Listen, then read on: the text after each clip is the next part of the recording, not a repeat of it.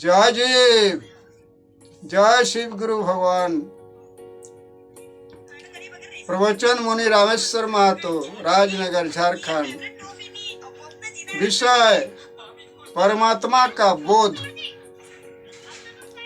हम सभी के जीवन में दुख सुख लाभ हानि ये सब लगा रहता है और यह सब होता है हमारे अच्छे या बुरे कर्मों के फलस्वरूप।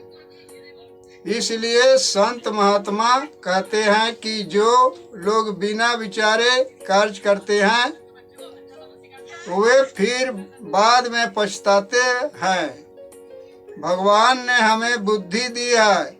हमें चाहिए कि सभी कार्यों को सोच समझकर करें। संत महात्मा हमेशा मनुष्य को आत्मा के ज्ञान को जानने के लिए कहते भी हैं। जो ज्ञान धर्मयुक्त हो, अपने हृदय में हो, साधन करने में सुगम हो और हृदय में आजमा ले कि सही है या नहीं। सही हो तो अपनाए, अन्यथा नहीं। वेद शास्त्रों में तो सब कुछ लिखा है, लेकिन जब तक हमें ज्ञान नहीं होता है तब तक बात समझ में नहीं आती है। जैसे पुस्तकों को तो विद्यार्थी घर में ही पढ़ सकते हैं, पर जब तक अध्यापक उन्हें समझाए नहीं, बुद्धि ठीक से समझ नहीं पाती। इसी प्रकार अपनी बुद्धि द्वारा आत्मज्ञान हो ही नहीं सकता।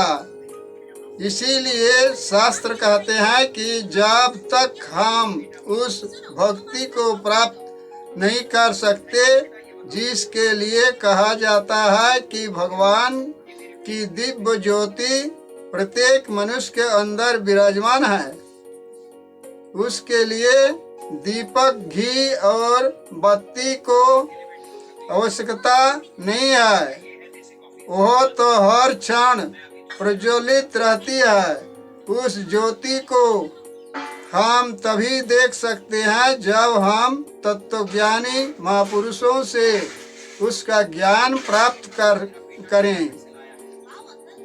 आत्म तत्वदर्शियों ने हमें संबोधित करते हुए कहा है कि हे मानव, तुम उस ज्ञान को जानो जो जीवा से परे है। हमें भौतिकता से ऊपर उठकर परमात्मा का बोध करना है। हमें समझना है कि भगवान ने हमें जन्म क्यों दिया है। हमें छल कपट धोखा देने और गरीबों को सताने, पाप कर्म करने और विषय वासना में न फंसे जाने की परमात्मा हमारे अंदर है, वे सब देख रहे हैं। ऐसा हम जिस दिन समझ लेंगे उस दिन हमारा उद्धार हो जाएगा।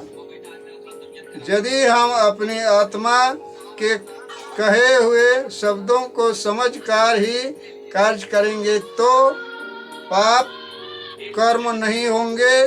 साथ ही हमें आत्मा और परमात्मा दोनों का बोध हो ही जाएगा।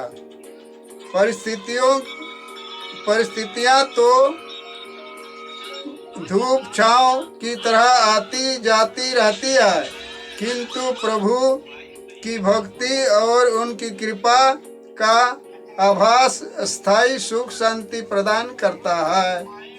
हमारा शरीर समर्थ और ऊर्जा प्रभु का ही दिया हुआ अनुदान है। इसका प्रयोग हमें मानव हित और कल्याण के लिए ही करना है। जय जीव, जय शिव गुरु भगवान।